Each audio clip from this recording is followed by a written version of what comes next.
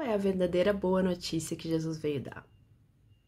Depois que a gente reconheceu que a gente não consegue voltar para o Criador sozinhas e a gente começou a treinar o nosso coração a continuamente render o controle das nossas vidas a Ele, renovando as nossas mentes para que a gente possa viver a partir da identidade que Jesus comprou naquela cruz para a gente.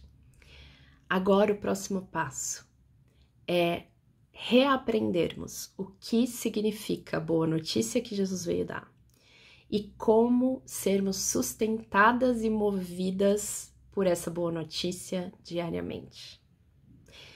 Se você, assim como eu, nasceu e cresceu em um contexto de igreja, existe um grande risco de a gente achar que a boa notícia, também conhecida como Evangelho de Jesus, significa que Jesus morreu para me perdoar do meu pecado.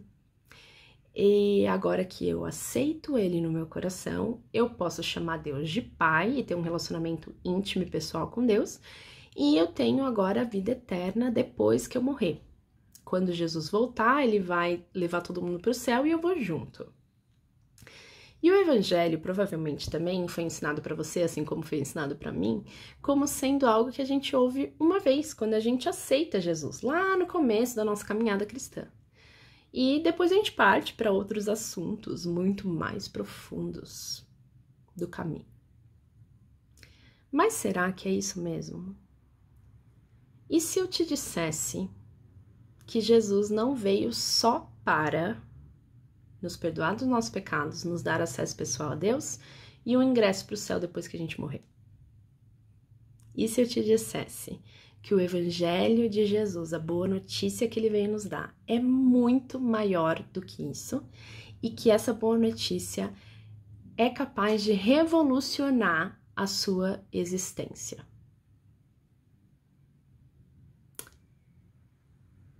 Se a gente perguntasse para os seguidores originais de Jesus, para os discípulos, né? Pedro, Tiago, João, qual é a boa notícia que Jesus está dizendo aí? Qual é a boa notícia que Ele veio dar? Sabe o que eles diriam? O reino de Deus chegou. Essa é a boa notícia que Jesus veio dar. Tá, mas o que isso significa? O que é o reino de Deus e por que é uma notícia tão boa que ele tenha chegado com Jesus? Para isso, a gente precisa voltar nas primeiras 2 páginas da Bíblia, Gênesis 1 e 2. Lá, a gente vê que Deus criou todas as coisas e criou especialmente a humanidade, à sua imagem e semelhança. O que isso significa? Significa que nós somos portadores do caráter de Deus, a gente é representante dele na Terra. Nós somos capazes de manifestar o caráter e a identidade de Deus. E ele nos criou com uma fome por nos relacionar e dedicar e devotar as nossas vidas a Ele como Senhor e Rei da nossa existência. E Ele nos deu uma missão, a missão de sermos férteis, de nos multiplicarmos, de encher a terra com a imagem e semelhança de Deus e governar a sua boa criação. Nesse tempo, o Criador andava entre nós, ele nos ensinava como viver e governar bem a sua boa criação através da sabedoria dele. Ele era o nosso rei e nós, humanidade, éramos os seus sacerdotes e governantes.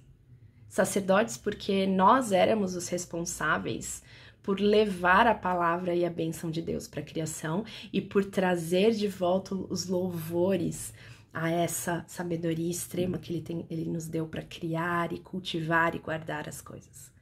Governantes porque ele nos colocou em uma posição de domínio para exercer com responsabilidade esse bom governo, regendo a existência e a criação como representantes de Deus, parceiros de Deus na Terra. Só que o que aconteceu? A gente já sabe, os nossos primeiros pais se rebelaram contra o Criador e não quiseram mais servi-lo como seu Senhor e Rei. E eles passaram a governar a boa criação de Deus, que agora foi corrompida pelo pecado. através da sua própria sabedoria, não, porque não era sabedoria, mas seu próprio entendimento.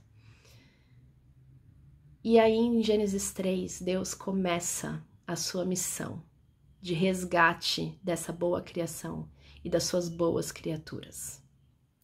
Como que ele faz isso? Ele chama um povo, um novo povo, para ser o seu reino de sacerdotes. Um povo que iria andar com ele e aprender dele a como viver bem, como governar bem a criação. Até o dia em que o reino de Deus seria restabelecido, assim na terra como é no céu, e tudo seria feito novo nessa nova criação de Deus. Ok, agora a gente tem que pular para a última página da história. A gente lê lá em Apocalipse 21 e 22 que uma nova criação, uma nova Jerusalém desce do céu para a terra. Deus volta a habitar entre nós e o seu reino de sacerdotes passam a governar a nova terra, a nova criação com ele. Veja só que o final da história não é Deus tirando a gente desse mundo mal e nos levando para um céu nas nuvens para tocar harpas, hein? O final da história é Deus fazendo novas todas as coisas e trazendo o reino dos céus por completo para uma nova criação. Essa é a história da Bíblia. A história de Deus resgatando e restaurando a sua boa criação através de um povo que é fiel a Ele, como seus sacerdotes e governantes. Agora, quando a gente abre a Bíblia no meio, a gente vê Jesus, seu filho, entrando nesse mundo ainda corrompido pelo pecado e anunciando: mudem de atitude e acreditem que o final da história, o dia em que Deus volta a reinar, assim na terra como nos céus, chegou. Essa é a boa notícia que Jesus veio dar. A nova realidade restaurada de Deus, que será completamente revelada no final da história, invadiu o meio da história. Ele nos libertou do pecado para que a gente possa fazer parte desse reino que começou aqui e agora. E essa nova qualidade de vida que é a vida do reino dos céus, a vida que vai durar para sempre.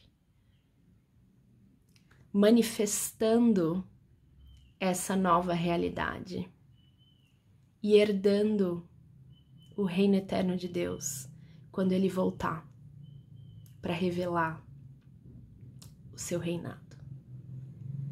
Jesus veio e entrou no meio da história para inaugurar um novo jeito de ser humano que habitará na sua nova criação e para dar a todo aquele que nele crer não só a liberdade dos seus pecados, mas o poder de ser como ele e viver para sempre com ele na nova criação restaurada do Deus Criador. Esse é o reino de Deus que já chegou. Mesmo que ainda não esteja completamente revelado, essa é a melhor notícia. O final da história está claro, está dado. Deus vai fazer novas todas as coisas. E ele já nos deu o privilégio de agora vivermos no meio da história a partir deste novo poder, desta nova realidade do reino restaurado de Deus. Ele veio para quebrar a maldição do pecado que mantinha a sua boa criação e boas criaturas aprisionadas a uma condição corrompida pelo pecado. E dar a chance de todo aquele que nele crer e lhe for fiel poder fazer parte dessa nova comunidade de sacerdotes e governantes que reinarão com Deus na nova criação que está por vir, no mundo completamente restaurado de Deus. Esta é a boa notícia que Jesus veio dar.